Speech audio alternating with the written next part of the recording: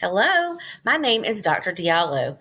I'm an academic coach at a local elementary school where I have over 25 years of teaching and testing experience. I am here to help you prepare for the FTCE 083 exam, which is Professional Education Test PED. I will walk you through a few sample test questions and we will go over how to answer those questions along with other test taking strategies. Let's take a look at problem number 1. A teacher reviews test scores, student feedback, and homework assignments to determine which areas of the curriculum need more focus and to adjust future lessons.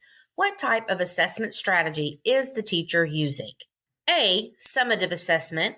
B. Diagnostic assessment. C. Formative assessment. Or D. Norm-referenced assessment. So for A, summative assessment evaluates student learning at the end of an instructional period, and it does not typically guide immediate instructional changes. So that's not going to be the best answer. B says diagnostic assessment. A diagnostic assessment is used to identify students' strengths and weaknesses before actual instruction begins, so this definitely would not be the answer either. C, formative assessment, involves using data from various sources such as tests, feedback, assignments to inform and guide instructional decisions, and it focuses on the ongoing assessment to improve student learning and to adjust your teaching methods throughout the course rather than at the end of the unit or semester. So this could definitely be a possibility.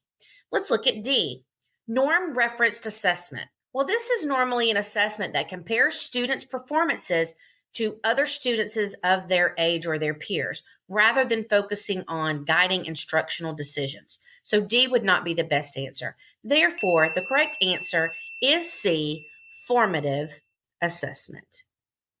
A teacher wants to evaluate whether students have mastered specific learning objectives by the end of a unit. For this purpose, the teacher decides to use a final project that requires students to apply concepts from the unit in a comprehensive manner and present their findings. Which type of assessment is best suited for this purpose? Our answer choices are A, diagnostic assessment, B, summative assessment, C, formative assessment, or D, criterion referenced assessment. Let's look more closely at the answer choices. A diagnostic assessment is used before instruction begins to identify students' strengths and their weaknesses, so this would not be the best choice. B, the summative assessment is used to evaluate student learning at the end of an instructional period, typically to determine if learning objectives have been achieved. The final project described is designed to assess overall mastery of the unit's content and concepts, which aligns with the purpose of summative assessments. So B may definitely be the right answer. Let's look at our other two choices. C, formative assessment, is used during instruction to provide ongoing feedback and guide learning and teaching. And then D, criterion referenced assessment, is measuring student performance against specific learning objectives, but is not necessarily tied to the end of an instructional period. Therefore, the correct answer is B, summative assessment. A teacher uses a digital gradebook to record and analyze students' performance on various assessments throughout the semester, including quizzes, homework, and projects. The teacher then generates reports to identify trends and areas where students need additional support. Which technology-based approach is the teacher using to organize and integrate assessment data? Our answer choices are A, spreadsheet software, B, learning management system, or also known as LMS, C, educational blog, or D, presentation software. So for choice A, the spreadsheet software can be used to record and analyze data, but lacks the specialized features of an LMS for managing educational assessments and generating those detailed reports. So this would not be the best choice. B, a learning management system, also known as LMS, is specifically designed to organize, store, and analyze assessment data, providing tools for generating reports and tracking student progress over time. It integrates various assessment types, and it even offers features to help educators make data-driven decisions.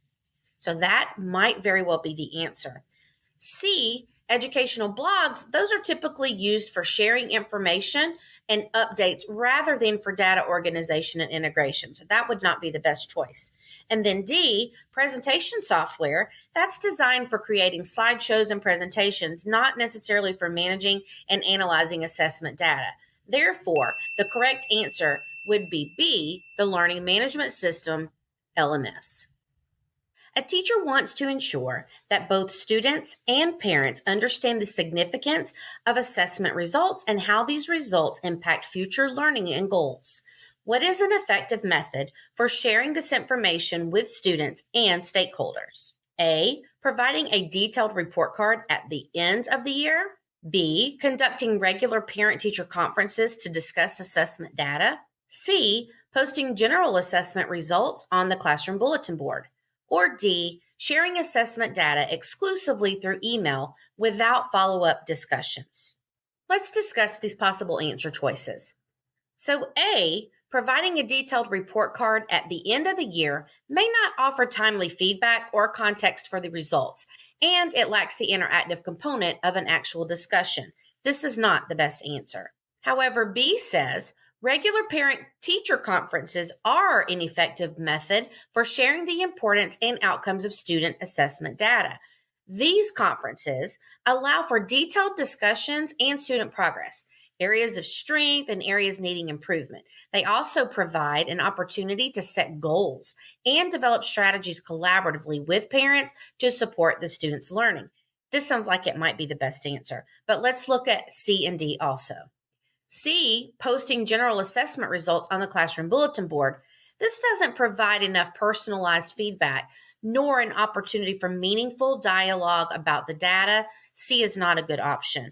And then D, sharing assessment data exclusively through email without a follow-up discussion may lead to misunderstandings or even a lack of clarity about the implications of the data. So D also would not be the best choice. Therefore, the correct answer is B, conducting regular parent-teacher conferences to discuss assessment data. I hope that you found that video to be helpful. Be sure to check out more videos on this channel. Please remember to like and subscribe so you don't miss out on any of our awesome content. You can also get a lot of help from our website at study.com. As a member, you can access short, targeted video lessons, extra study materials, personalized study plans, and hundreds of practice problems. We love to hear your feedback about your experience, so please be sure, tell us what you think. We are wishing you all the very best on your test. Good luck.